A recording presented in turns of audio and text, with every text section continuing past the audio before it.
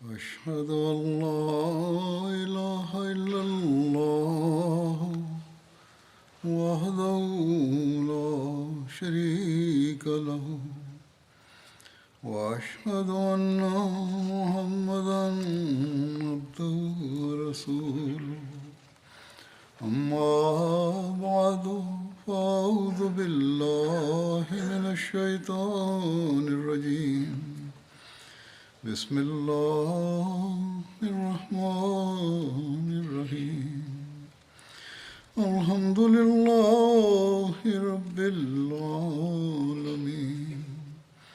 الرحمن الرحيم مالك يوم الدين إياك نعبد وإياك نستعين اهدنا الصراط المستقيم صراط الذين أنعمت عليهم غير المغضوب عليهم ولا الضالين. В своей предыдущей проповеди я рассказывал об убийстве Асмы. Как я уже упомянул, я расскажу о втором похожем событии, которое тоже выдумано. Второе событие связано с убийством иудея Абу Афака. В книге «Жизнеописание посланника Аллаха, мир ему и благословение Аллаха» повествуется об убийстве иудея по имени Абу Афак. Однажды посланник Аллаха, мир ему и благословение Аллаха, обратившись к сподвижникам, сказал: «Кто из вас сможет убить дерзкого человека, то есть Абу Афака?» Абу Афак был пожилым человеком. Говорят, что ему было 120 лет. Он возбуждал людей против посланника Аллаха, мир ему и благословение Аллаха, своими стихами. При этом он всегда использовал скверные слова в отношении посланника Аллаха, мир ему и благословение Аллаха. На призыв посланника Аллаха, мир ему и благословение Аллаха, со своего места встал Хазрат Салим ибн Умейр. Он был таким человеком, который из-за страха перед Всевышним Аллахом постоянно плакал.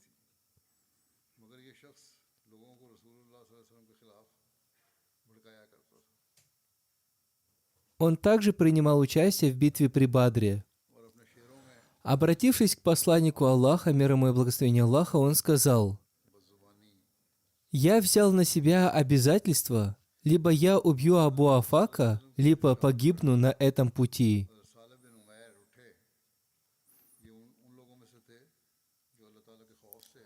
Таким образом, после этого Хазрат Салим бин Умейр стал разыскивать этого иудея.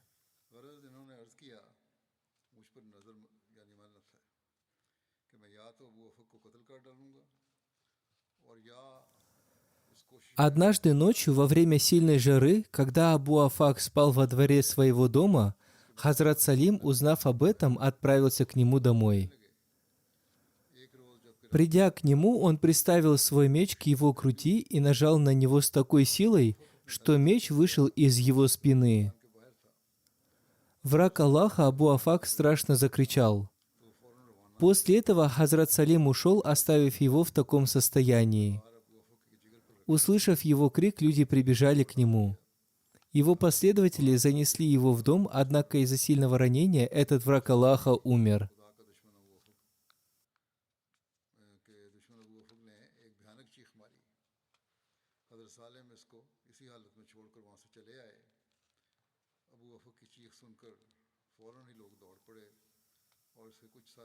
Так было написано в одной из книг жизнеописания посланника Аллаха, мир ему и благословение Аллаха. Этого события вы не найдете ни в одной из достоверных книг. Этого события нет даже в 6 книгах самых достоверных хадисов. Книги, в которых упоминается это событие, следующие: Сират аль-Халбия, Шарах Заркани, Табакат аль-Кубра ибн Саад, Сира ан-Набавия ибн Хишам, Аль-Бидая валь-Нихая, Китабуль Магази аль-Вахди, Субукуль Худа Варишат и другие.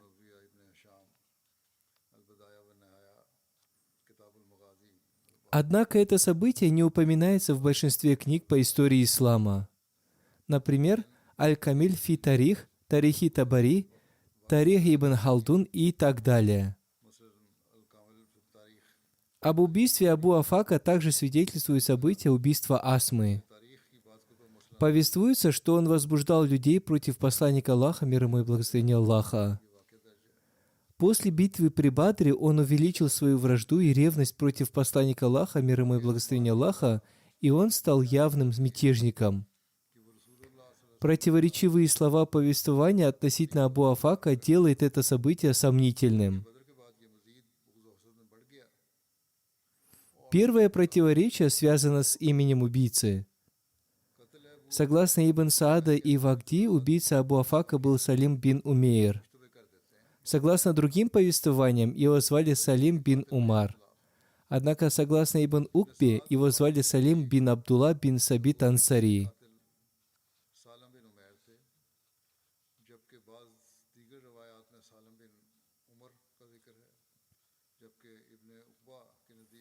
Второе противоречие – причина убийства.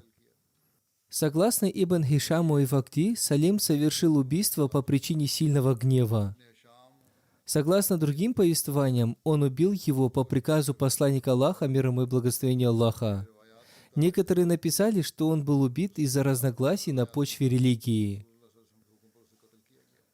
Третье противоречие связано с тем, что согласно Ибн Сааду, Абу Афак был иудеем, однако Вакди утверждал, что он не был иудеем. Также существуют разногласия относительно времени его убийства. Согласно Вакди и Ибн Сааду, его убийство произошло после убийства Асмы, в то время как согласно Ибн Исхаку, Ибн Хишаму и другим это произошло еще до убийства Асмы. Все эти разногласия лишний раз подтверждают, что это событие было просто выдумано и сфабриковано, и оно недействительно. Допустим, убийство Афака так и произошло. Его вины было достаточно, чтобы приговорить его к смертной казни. Он подстрекал людей против правителя государства, своими стихами он побуждал людей к войне, и таким образом он подвергал общество опасности. В настоящее время, если человек подстрекает людей против власти, его тоже приговаривают к смертной казни. Просто брань не может быть причиной убийства. Со стороны иудеев тоже нельзя найти реакции относительно убийства Асмы и Абу Афака. Если мусульмане и убили их, то со стороны иудеев должна была быть реакция.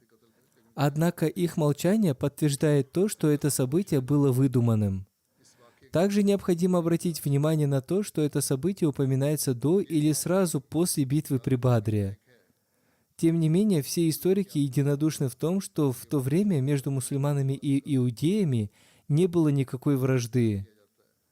Первое разногласие между мусульманами и иудеями произошло с племенем иудеев Бану Каинка.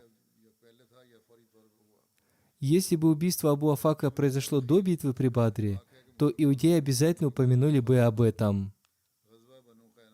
Они бы обязательно упомянули об убийстве Абу Афака и Асмы в виде обвинения против ислама, что мусульмане первыми начали войну. Однако нигде не упоминается о том, что иудеи Медины когда-нибудь поднимали вопрос относительно этих событий. О том, что эти события выдуманы и сфабрикованы, Хазрат Мирза Башир Ахмад в своей книге «Сират Хатама Набиин. Жизнеописание печати пророков» написал: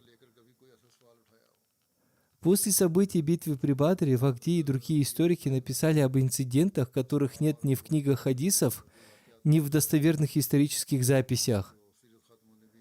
Даже если человек поразмышляет о них в соответствии с дираятом, наукой о достоверности хадисов, они не окажутся достоверными. Но поскольку они представляют собой очередное средство для выдвижения обвинений против посланника Аллаха, мир ему и благословения Аллаха, различные христианские историки по своей привычке ссылались на эти случаи в очень неприятной манере. Первый из этих сфабрикованных инцидентов связан с женщиной по имени Асма, которая жила в Медине и была ярым врагом ислама. Она очень плохо отзывалась о посланнике Аллаха, мир ему и благословение Аллаха, и активно настраивала людей против него своими провокационными двустишиями. Она также побуждала людей к убийству посланника Аллаха, мир ему и благословение Аллаха. И, наконец, в порыве слепой ярости сподвижник по имени Умайр бин Ади убил ее ночью, когда она спала в своем доме. Когда посланнику Аллаха, мир ему и благословение Аллаха, сообщили об этом событии, он не осудил его, а скорее, в некотором смысле, даже одобрил этот поступок. Второй инцидент, о котором уже упоминалось, произошел с пожилым иудеем по имени Абу Афак, который жил в Медине. Этот человек также сочинил дерзкие двустишия против посланника Аллаха, мир ему и благословение Аллаха, и побуждал неверующих развязать войну против него и убить его.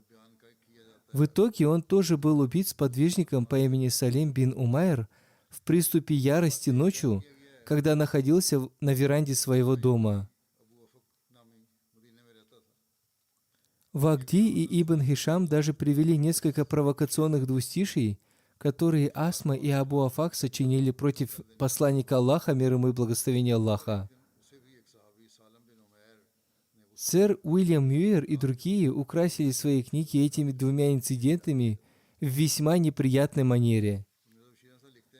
Однако правда состоит в том, что перед лицом тщательного изучения и критики невозможно доказать, что эти инциденты вообще имели место. Первый аргумент, который ставит под сомнение подлинность этих двух инцидентов, заключается в том, что их нигде нет в книгах хадисов.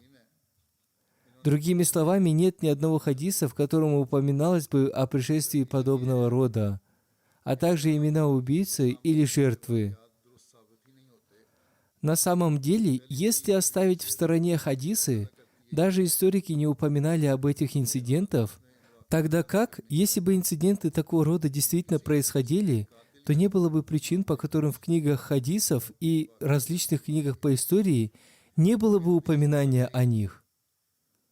В данном случае нельзя предполагать, что поскольку обвинение было выдвинуто против посланника Аллаха и его сподвижников, да будет доволен ими Аллах, то мухаддисы, ученые хадисоведы и различные историки, вероятно, опустили эти события.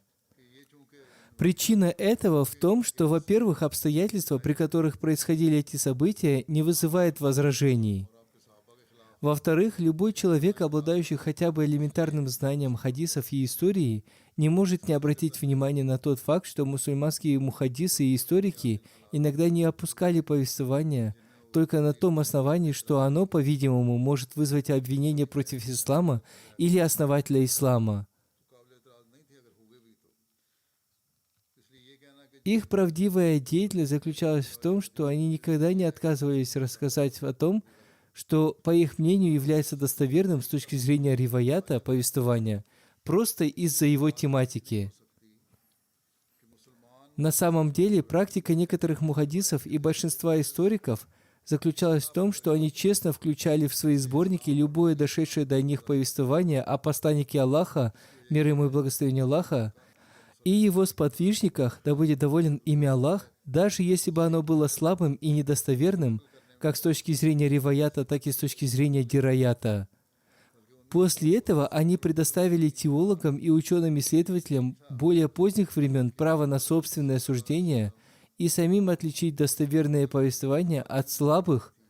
Более того, при этом их намерение состояло в том, чтобы больше ничего из того, что прописывалось посланнику Аллаха, мир ему и благословение Аллаха, и его сподвижникам, независимо от того, казалось ли это правдой или ложью, не было исключено из повествований.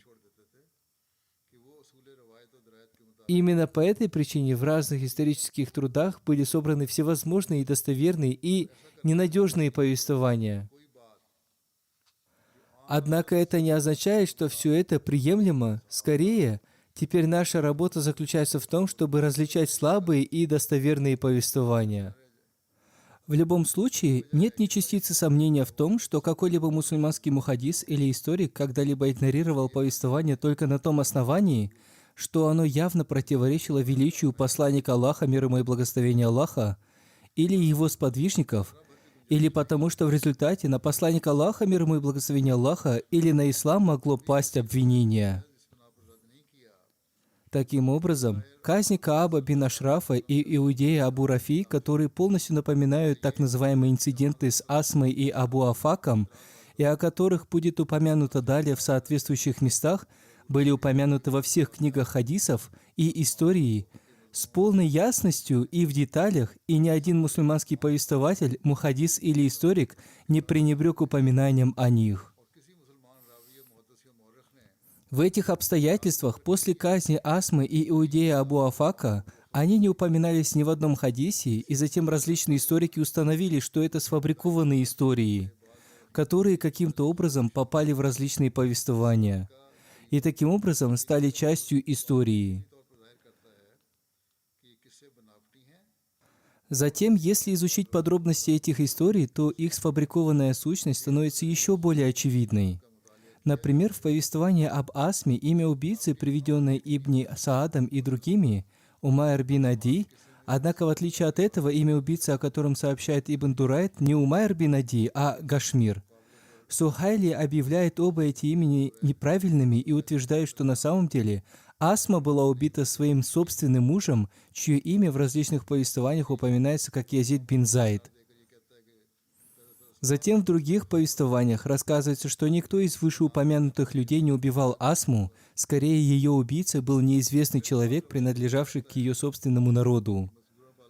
Ибн Саад и другие назвали жертву Асмы бинт Марван, то есть заявление Алламы Абдуль-Барра в том, что она не была Асма бинт Марван, а на самом деле Умайр убил свою собственную сестру, которую звали Бинти Адии.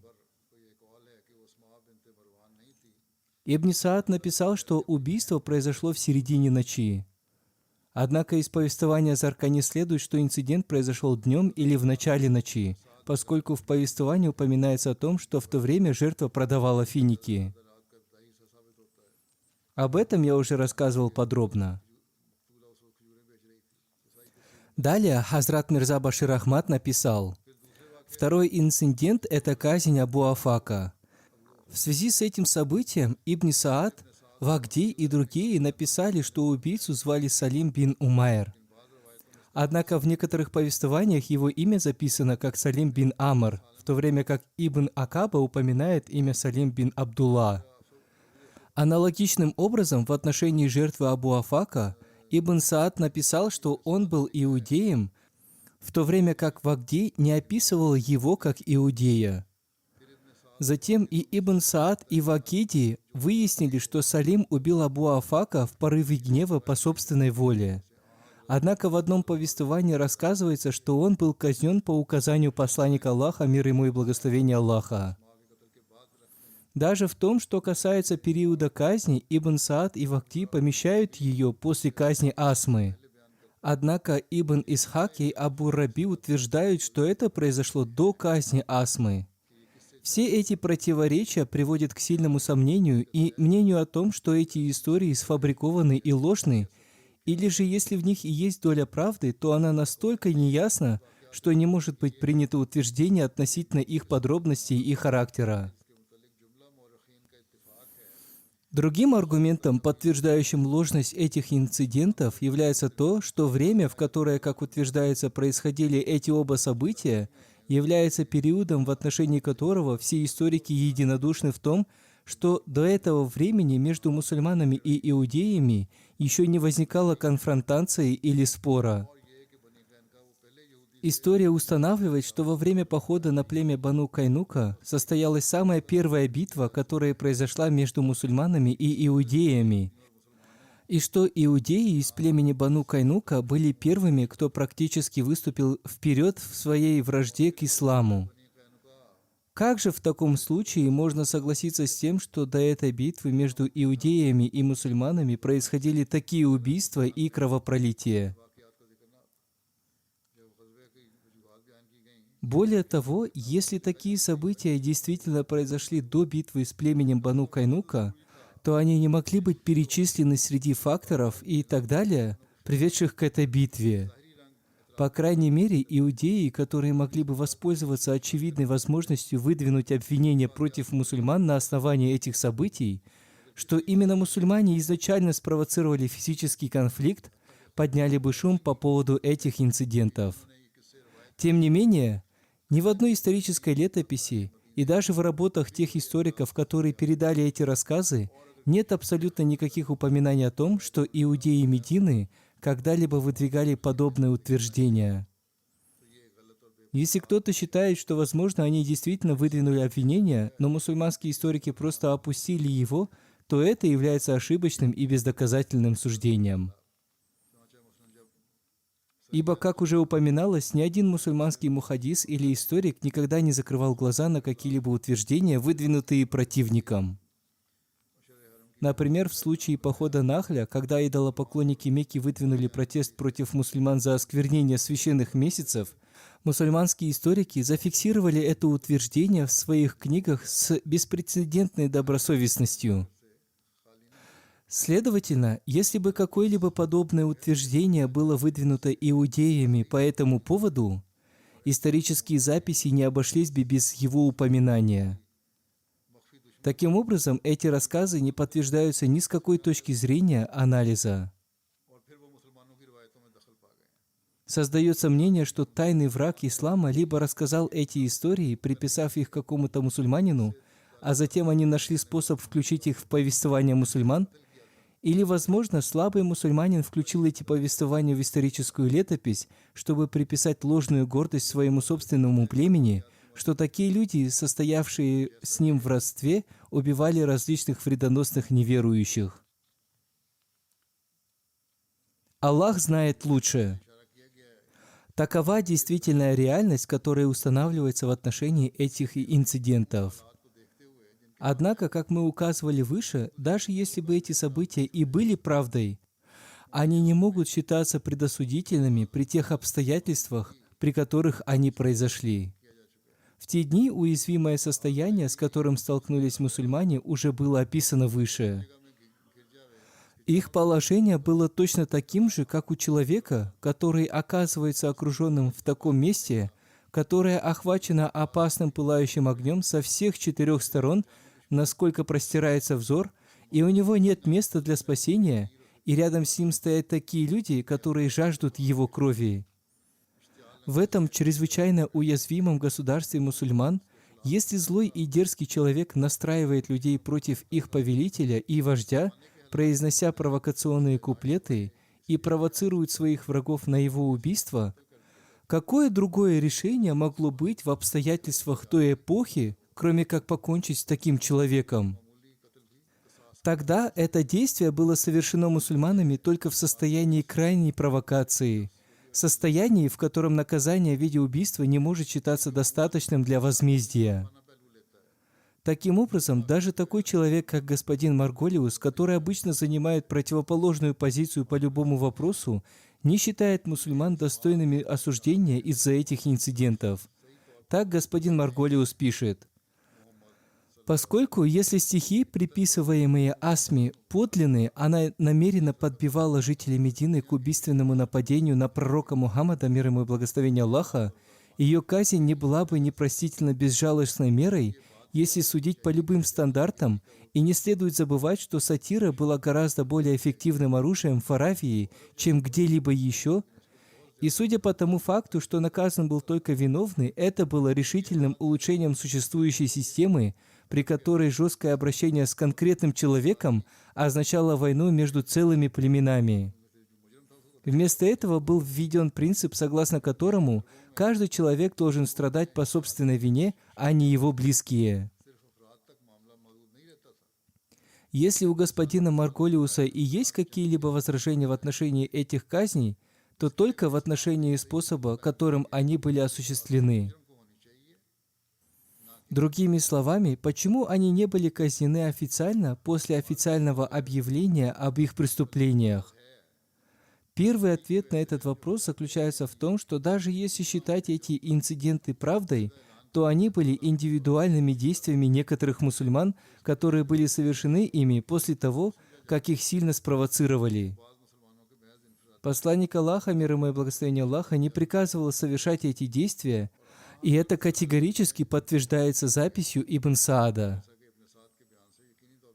Во-вторых, если предположить, что посланник Аллаха, мир ему и благословение Аллаха, отдал приказ относительно этих действий, то, тем не менее, обстоятельства того времени были определенно таковы, что если бы было публично вынесено официальное решение в отношении казни Асмы и Абу Афака, а родственники преступников были бы заранее проинформированы о том, что их люди будут казнены, то это могло повлечь за собой опасные последствия.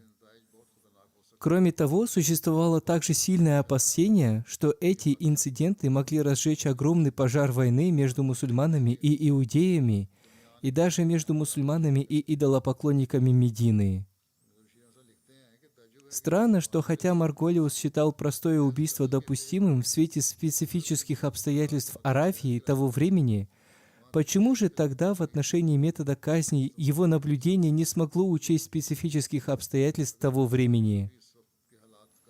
В этом отношении, если бы он принял во внимание конкретные обстоятельства того времени, то, возможно, он был бы убежден, что использованный метод был наиболее подходящим и необходимым в обстоятельствах того времени и в интересах общественного спокойствия, но этого не произошло. Таким образом, во-первых, в случае казни Асмы и иудея Абу Афака не соответствует действительности с точки зрения риваята и дираята.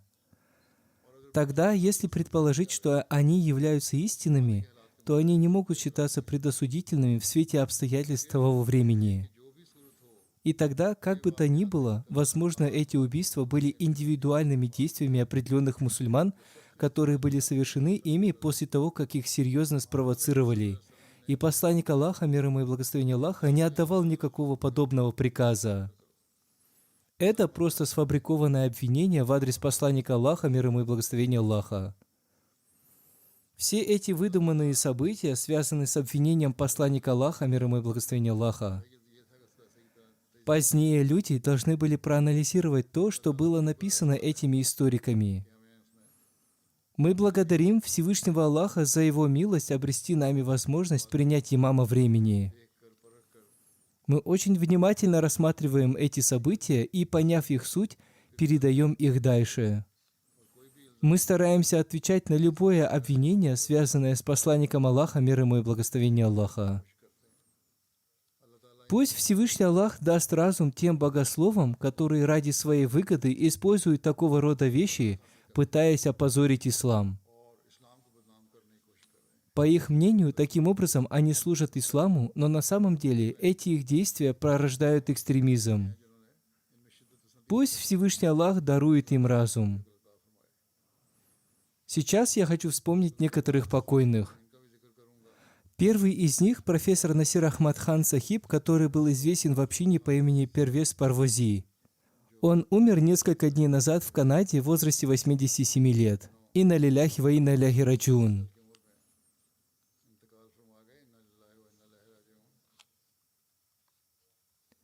Покойный родился в Кадиане. Он был сыном миссионера Мауляны Ахмад-хана Насим Сахиба, который долго служил на посту Назир Исляху Иршад Маками. Он был великим человеком, и он очень хорошо организовывал работу общины. Мать покойного звали Рахмат Биби Сахиба. Свое начальное образование покойный получил в Кадиане. После окончания средней школы сначала он не поступил в колледж, поскольку в то время колледж Таалим-уль-Ислам находился в Лахоре. Он поступил в этот колледж, когда он был переведен в Рабву. В 1958 году он получил степень бакалавра. В 1960 году покойный получил степень магистра в Ориентал колледж в Лахоре.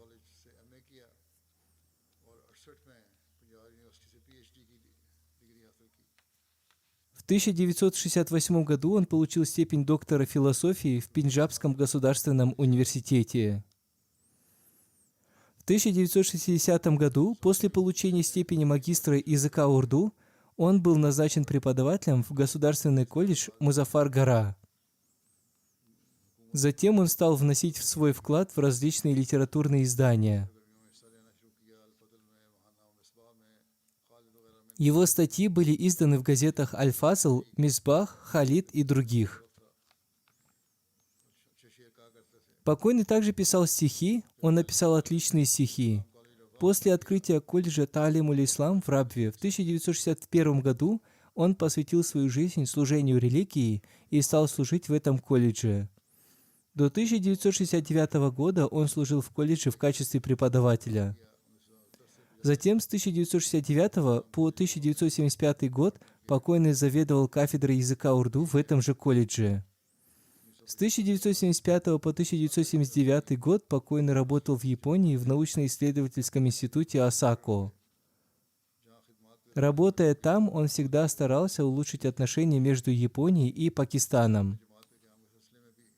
Находясь в Токио, он помогал становлению общины Японии. Он вернулся в Пакистан в 1979 году. Когда государство конфисковало все наши колледжи, покойный преподавал в разных университетах. С 1986 по 1990 год он работал в Государственном колледже Файзалабада в качестве преподавателя. Покойный столкнулся с противодействиями из-за своего вероубеждения. Его хотели арестовать, и он, оставив все, переселился в Великобританию к Хазрату IV халифу обетованного Мессии, да пребудет с ним милость Всевышнего Аллаха. По повелению Хузура в дальнейшем покойный переселился в Швецию. Там, начиная с 1991 по 2001 год, он преподавал в университете Упсалы. Находясь в Швеции, он вошел в комитет по присуждению Нобелевской премии по литературе. На этом посту он прослужил почти 16 лет.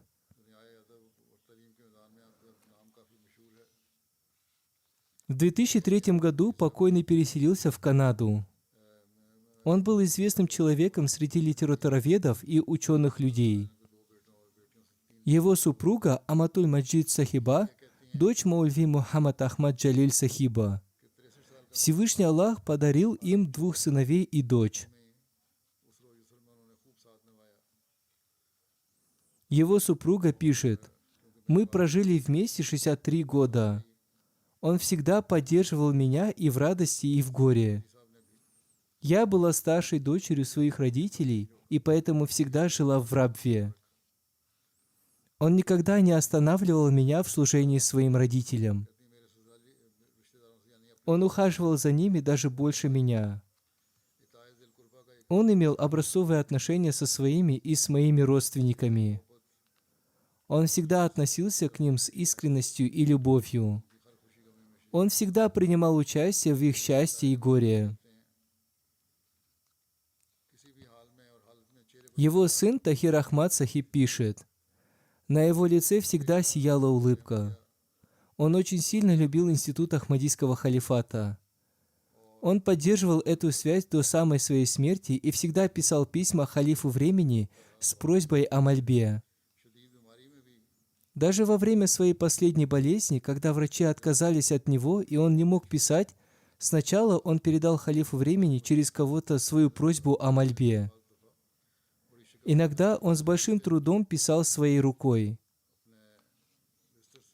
Он имел очень искреннюю и преданную связь с институтом Ахмадийского халифата.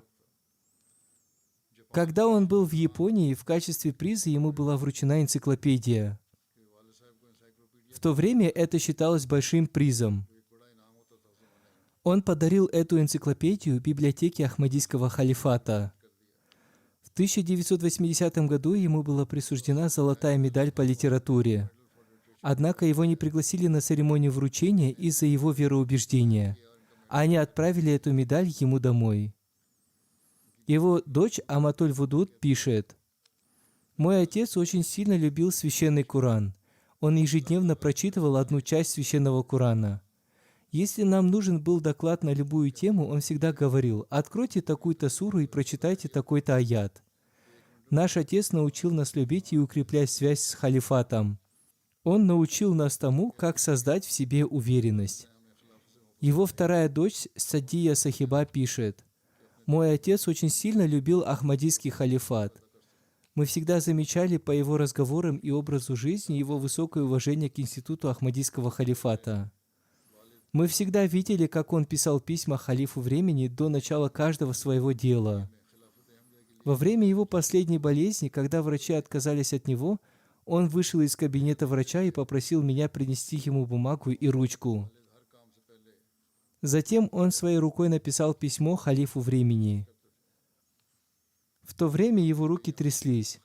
Он подавал в качестве милостыни все, что у него было в карманах. Его внучка Найля Махмуд пишет: «Я научилась у своего деда тому, что такое вера и как можно обрести истинную любовь Аллаха. Она является дочерью Зафар Махмуд Сахиба. Я находилась рядом с ним до его последнего вздоха. Он постоянно поднимал свой указательный палец вверх и говорил: «Альхамдулиллях, хвала Аллаху». Он повторял это до самой своей смерти. Видя его, в моем сердце зародилось желание, чтобы Всевышний Аллах одарил меня такой же любовью к Аллаху, Корану и к институту Ахмадийского халифата.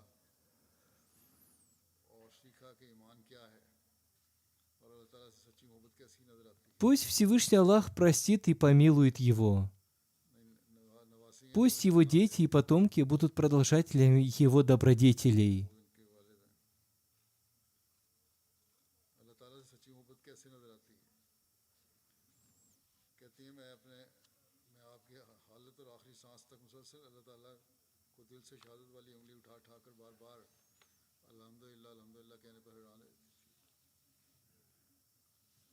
Второй покойный Шариф Ахмад Бхати Сахиб, сын Амирхан Бхати Сахиба.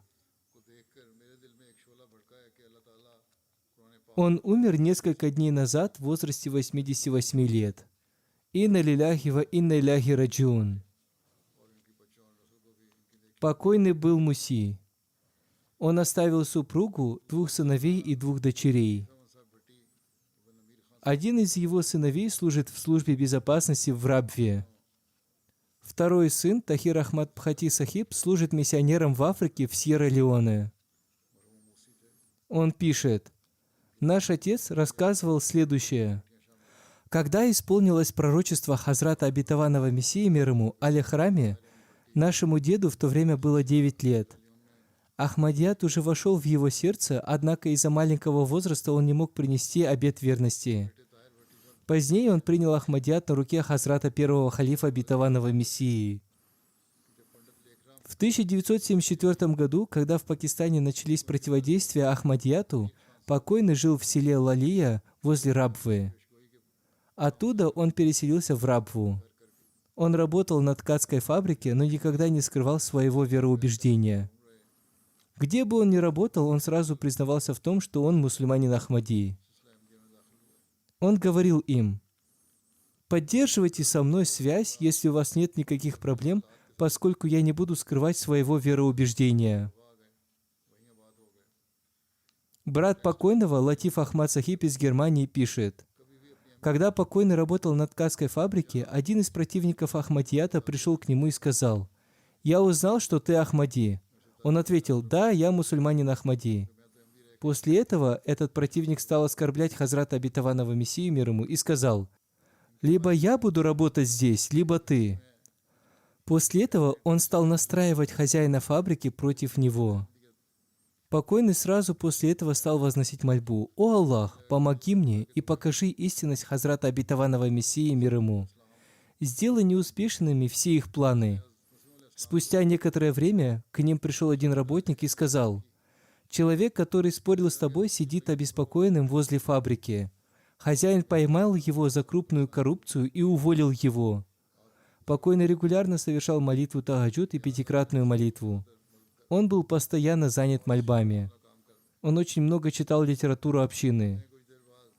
После выхода на пенсию он стал читать еще больше. Возле его кровати всегда лежала какая-нибудь книга общины, и он всегда читал ее. Он сразу же начинал молиться, как только слышал объявление халифа времени о мольбе. Он очень много читал Дуруд Шариф, призывая благословение Аллаха на святого пророка, мир ему и благословение Аллаха. Его сын, миссионер, пишет: «Когда я учился в 6 классе, он оставлял меня много читать Дуруд Шариф. Он говорил, что сам ежедневно делает это больше 1000 раз.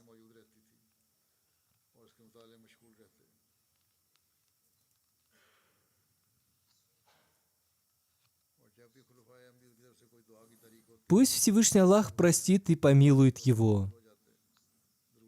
Пусть его потомство станет продолжателем его добродетелей.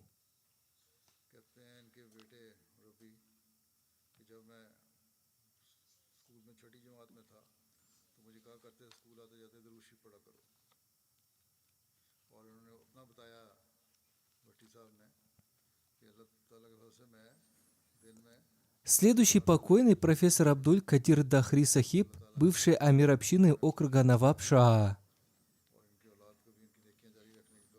Он умер в возрасте 92 года. Инна лиляхи ва инна иляйхи раджун. Он оставил одного сына и 5 дочерей. 92 साल की उम्र में वफात पा गए इन्ना लिल्लाहि व इन्ना इलैहि राजिऊन। Его сын Самар Ахмад Сахиб пишет: «В нашу семью Ахмадият пришел посредством нашего деда Раиса Мухаммада Мукима хан Дахри Сахиба. Покойный был смелым и правдивым человеком. Он никогда не стыдился находиться в обществе бедных людей. В окружающем нас обществе это считается неприемлемым. Он получил магистерскую степень по языку синдхи. В те времена в Синде было немного образовательных учреждений. Благодаря своему интересу к образованию он преподавал в одном из колледжей Хайдарабада. Директор этого колледжа попросил его открыть еще один такой же институт в Наваб Шаа. Он открыл там этот институт и преподавал на его вечерних курсах. Это учебное заведение получило широкое развитие и превратилось в крупный колледж. Теперь он считается одним из самых известных колледжей Синда. Все это произошло только благодаря его трудолюбию. У него были хорошие отношения со всеми крупными политиками Синда.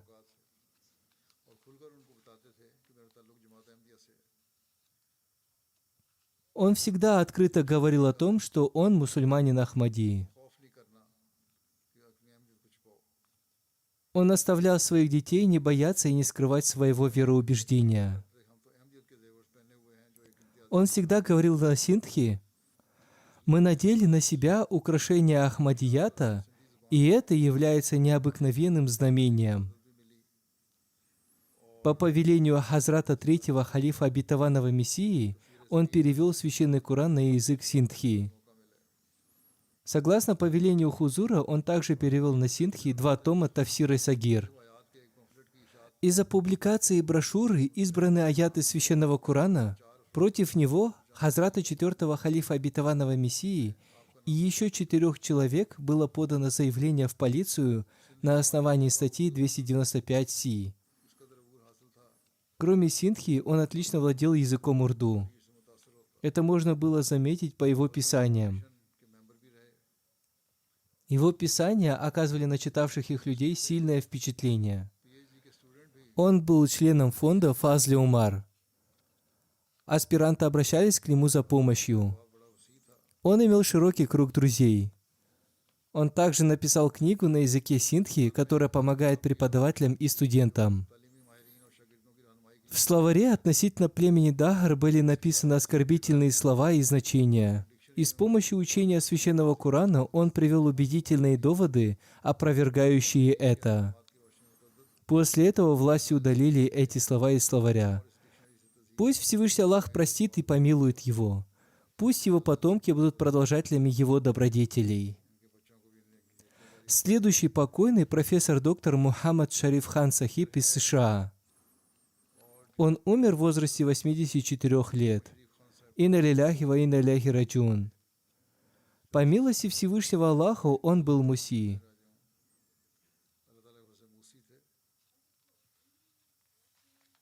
Покойный родился в Танзании в 1939 году. В их семью Ахмадият пришел посредством его деда, который принял Ахмадият в Танзании. Свое начальное образование покойный получил в Кадьяне. В 1954-55 годах, услышав призыв Хазрата второго халифа обетованного Мессии о посвящении своей жизни служению ислама, покойный посвятил свою жизнь служению исламу. В то время он учился в 8 классе средней школы. В 1963 году он получил магистерскую степень по зоологии и золотую медаль. В 1996 году он защитил докторскую диссертацию по зоологии. По повелению Хазрата третьего халифа обетованного Мессии в 1963 году он стал преподавать в Рабве в колледже Таалим-уль-Ислам. Он прослужил в этом колледже до 1998 года, то есть до выхода на пенсию, целых 35 лет.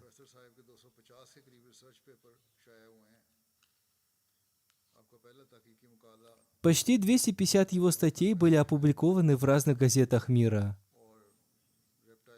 Его первая статья была опубликована в 1972 году. Это была статья о рептилиях. Он очень много исследовал змей, ящериц и других рептилий. Я тоже был его учеником. Он проводил для нас экскурсии и показывал нам творение Аллаха в виде различных рептилий. В 2002 году ему было присвоено звание «Лучший зоолог года» в Пакистане.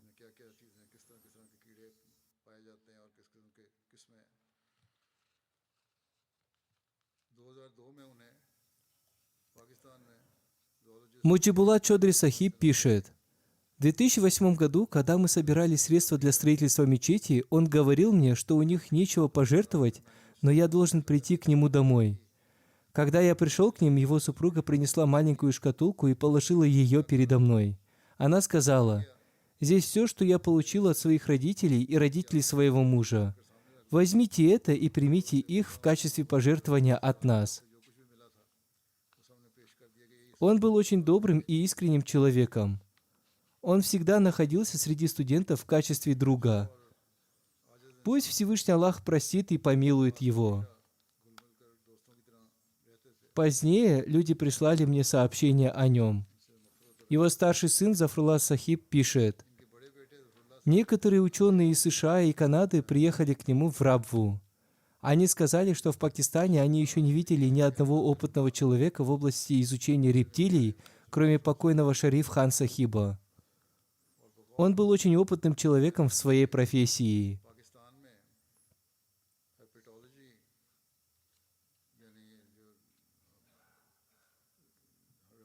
Его сын Рашид Зубайр Сахиб пишет: с молодости он регулярно совершал молитву Тахаджуд, пятикратную молитву, и соблюдал посты. Он был имамом в мечети Камар.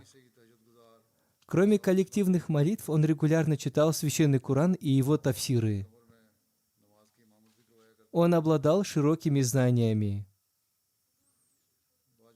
Его внук Машхуд Ахмад хан пишет: наш дед был очень духовным человеком. Он обладал глубоким пониманием естествознания. Он научил нас тому, что природа доказывает существование Бога.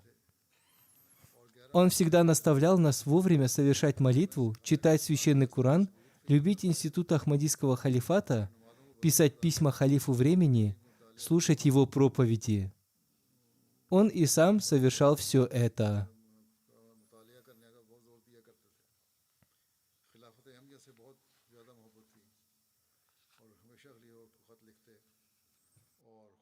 Пусть Всевышний Аллах одарит его потомство возможностью продолжить его добродетели. Аминь.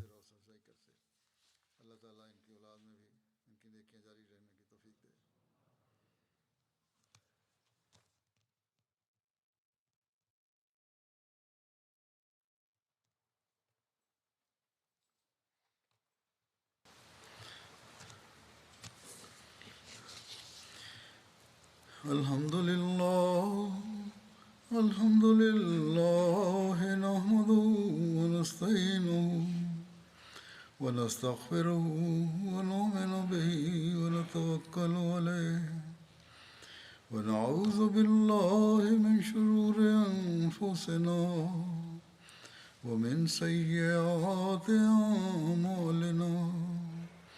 من يهده الله فلا مضل له ومن يضلله فلا هادي له ونشهد أن لا إله إلا الله ونشهد أن محمدا عبده ورسوله عباد الله رحمكم الله إن الله يأمر بالعدل والإحسان وإيتاء ذي القربى وينهى عن الفحشاء والمنكر والبغي يعظكم لعلكم تذكرون اذكروا الله يذكركم وادعوه يستجب لكم ولذكر الله أكبر